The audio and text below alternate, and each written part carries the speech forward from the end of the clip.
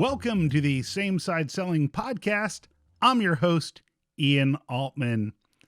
Today, my topic is something that is near and dear to my heart, which is in response to a question I often hear from people who are new in the Same Side Selling Academy during our monthly Coaches Corner sessions.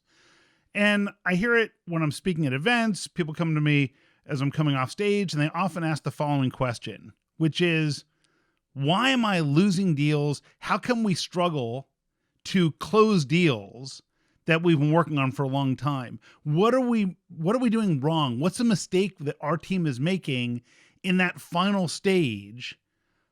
And oftentimes what's happening is people aren't getting back to them. They're being ghosted. They're not hearing from the people. And it's frustrating because they feel like, man, I've invested all this time and now the client isn't giving us the time of day.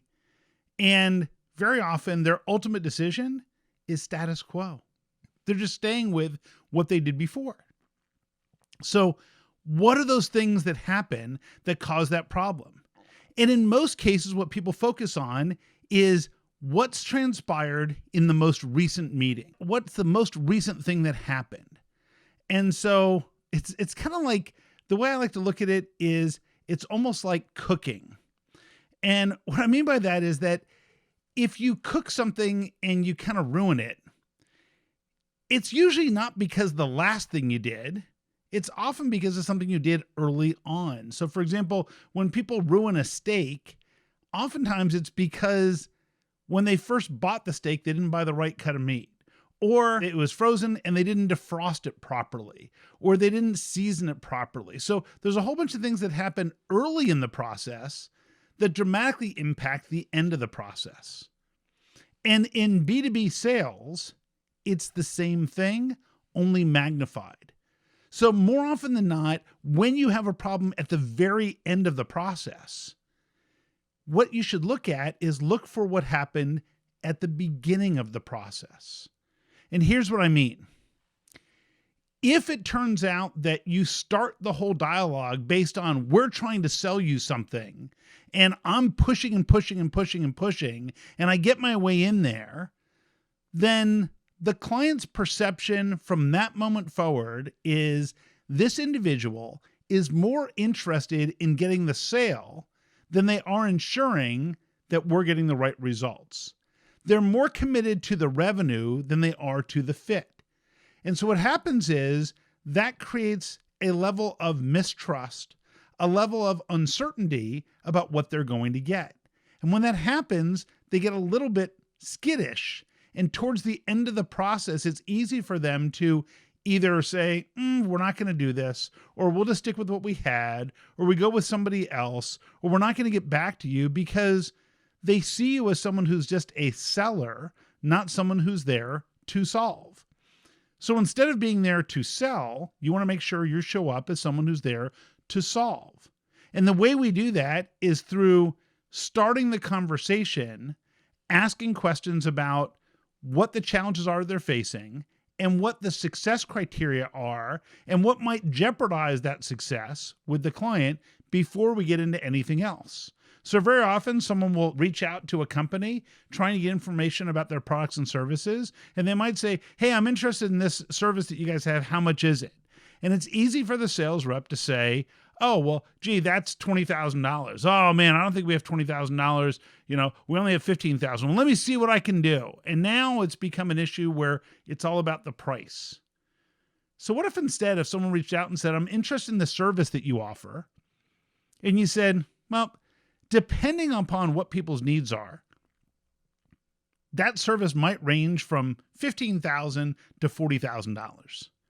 And I want to make sure that I give you accurate information. Can I ask you a few questions to make sure that I understand exactly what you're trying to do? If I don't think we can help you, I'll point you in the direction of someone who can. If it looks like I can help you, you and I will lay out the next steps together to ensure that we can deliver what you need. Is that okay? Now, who's going to say no to that? People are going to be like, wait a minute. So you're not just going to give me some price and hope that it's the right fit. And I'm not evading the pricing discussion because I'm actually giving them a reason why I need more information before I give them accurate information. And I'm even giving them a range of what it might cost. And so that way I'm not saying, oh, I won't tell you until I have this other information. You're saying, here, I'm happy to give you a range, but it's a pretty broad range. I need to better understand what you're trying to achieve, what success looks like, and we need to make sure that we're confident we can deliver. At that point, what you've just conveyed is that their outcome and success is more important than just the sale. And by doing that, it builds trust, because in any B2B sales environment, the number one thing you're selling is trust. People have to feel like they can trust that you're committed to delivering the results. Oftentimes, I'll ask people in sales, I say, I want you to think of the buyer-seller journey as a race. The starting block is the initial contact. The starter fires the pistol, we head off to the finish line. At the finish line, we break through, and we're high-fiving and celebrating. What do we call the finish line? And the answer most people in sales give is the close, the sale, the contract. Someone in accounting might say getting paid. But when I ask customers, what's their finish line? The customer says the finish line is actually getting the results. Now, the interesting thing is that people will often say, well, it's delivery.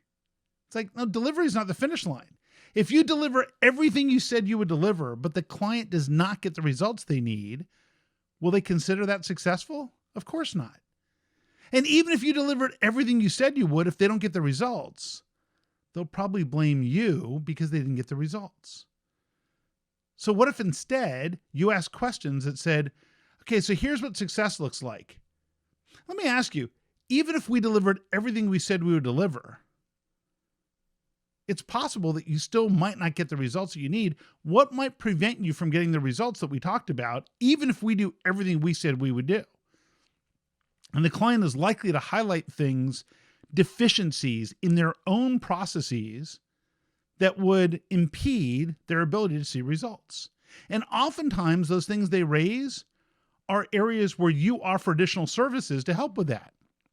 They might say, well, if our people didn't have the right training, if they didn't have the right attention to detail, okay, would it be helpful in the proposal? Should we include training for your people?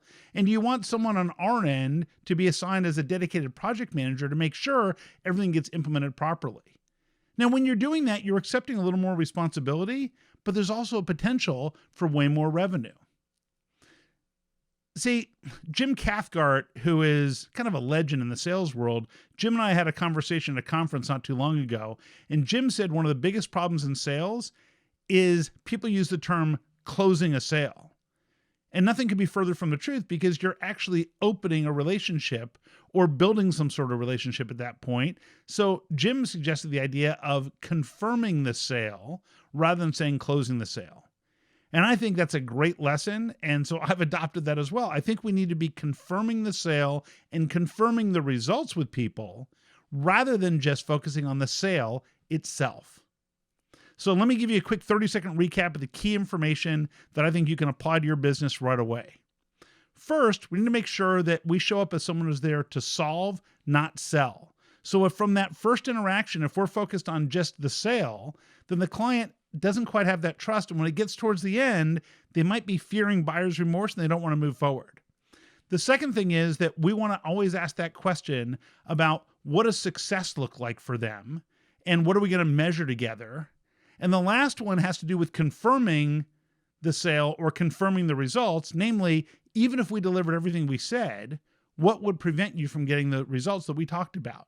And that way the client will see that you're more committed to the results than the sale. That builds trust. And you might just find those deals that are dying in the 11th hour, all of a sudden have a new breath of life, and you'll be less frustrated in those deals going sideways in the end. See you next time.